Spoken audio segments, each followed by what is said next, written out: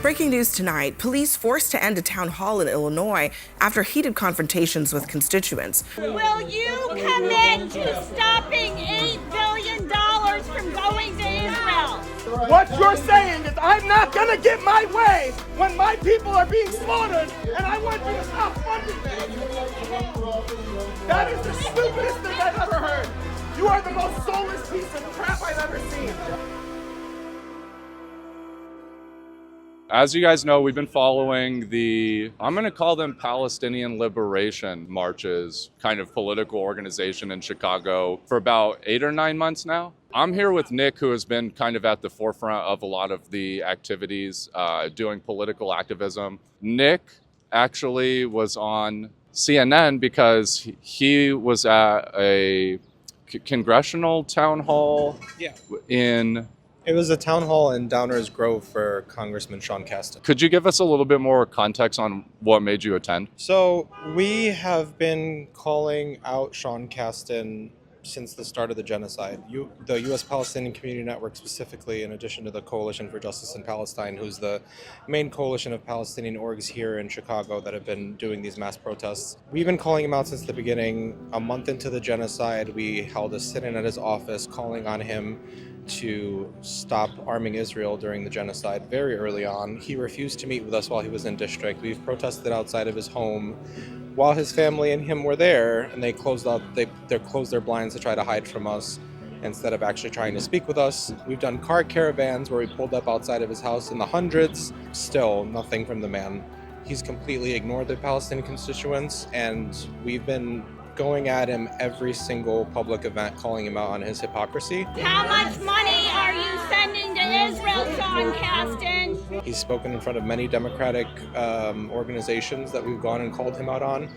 And the last one, we started off our confrontation calling him out again because he was coming there to say that he's there to fight for the people, he's there to stand against Trump, and we wanted to call him out on his hypocrisy to make clear that, your views of fighting Trump isn't really doing anything. $8 billion is going to Israel. He hasn't done anything with regards to Palestine while the Democrats were in charge, and we wanted to also call him out on that as well. So then you attended that event, and it got national media attention. You are the most soulless piece of crap I've ever seen. That's your opinion. Soulless. Soulless. Sir, get up, sir. You are soulless.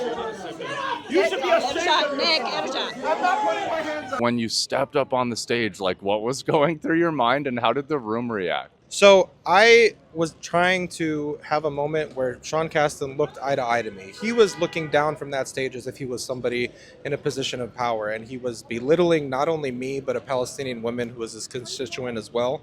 Can you commit to the resolution to not send $8 billion to Israel? If you can sit down and behave during the question and answer period, we can answer your questions. You are literally supporting a genocide. I asked you to leave. Do not put that in my face. Don't touch me. Don't put that in my face.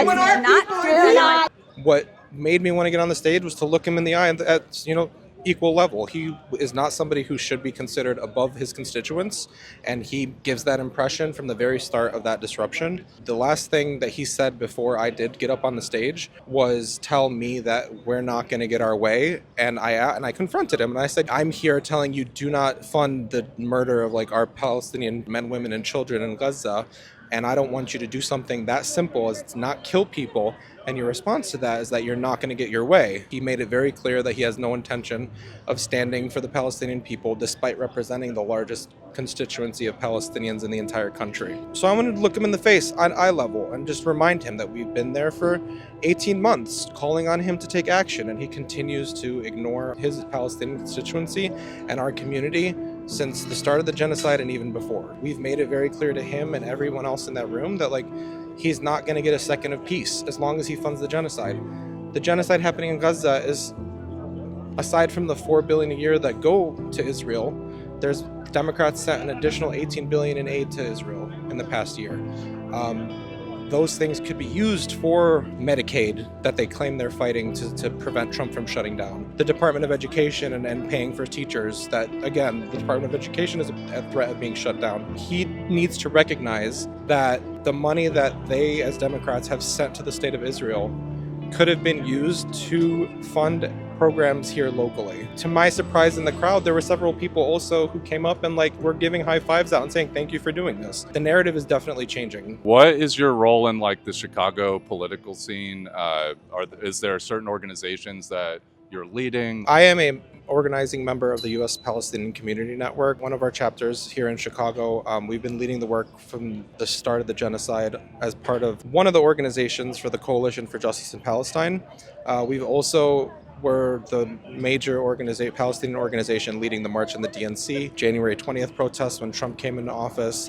And we're continuing now to actually, for May Day, mobilizing with the immigrants' rights groups as well, with a Palestinian contingency as well. Okay. I've been listening to a lot of the very well produced, maybe more leftist podcast, like Bourbon Browntown, and there's a couple others. I feel like the movement has kind of set itself up strategically to maybe go long run, long term with this important issue.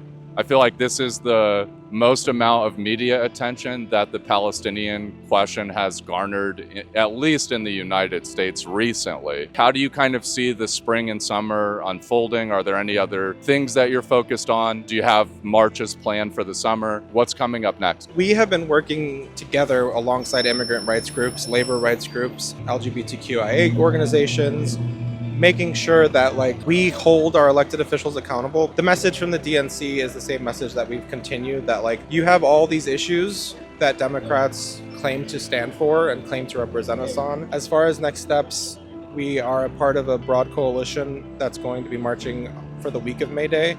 May 1st is obviously the big protest, but there's also going to be student walkouts the next day. There's going to be a Black and Brown Unity